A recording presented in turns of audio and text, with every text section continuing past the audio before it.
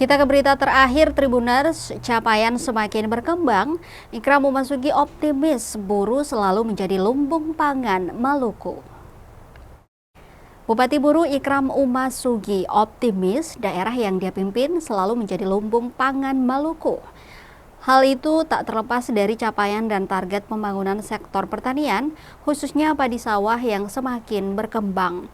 Hingga Juli 2025, realisasi tanam telah mencapai 5.729 hektar dengan realisasi panen 4.987 hektar, menghasilkan produksi sebesar 22.940,20 ton gabah kering giling. Menurut Bupati, capaian ini menjadi bukti nyata dukungan Kabupaten Buru terhadap kemandirian bangsa melalui swasembada pangan.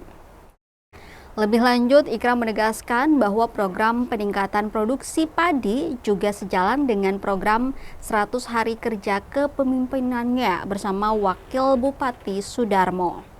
Salah satunya dengan mencanangkan gerakan pertanian organik, beralih dari ketergantungan bahan kimia menuju sistem pertanian ramah lingkungan.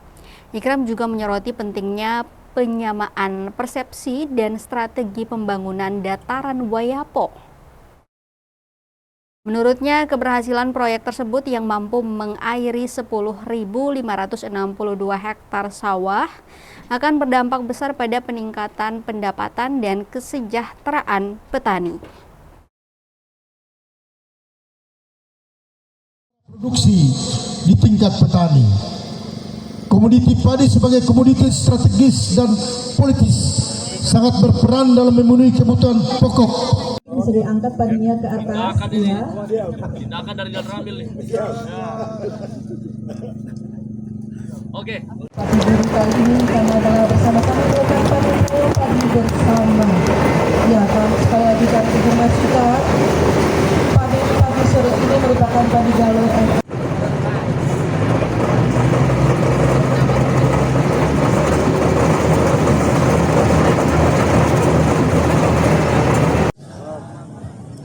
Selamat sore dan salam sejahtera untuk kita sekalian. Yang kami hormati Bapak Bupati Buru.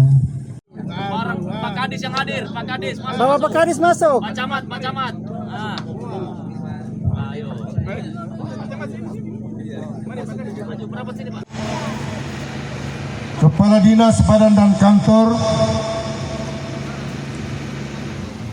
Bapak Wakil Bupati Buru, untuk Bapak Ibu. Ayo.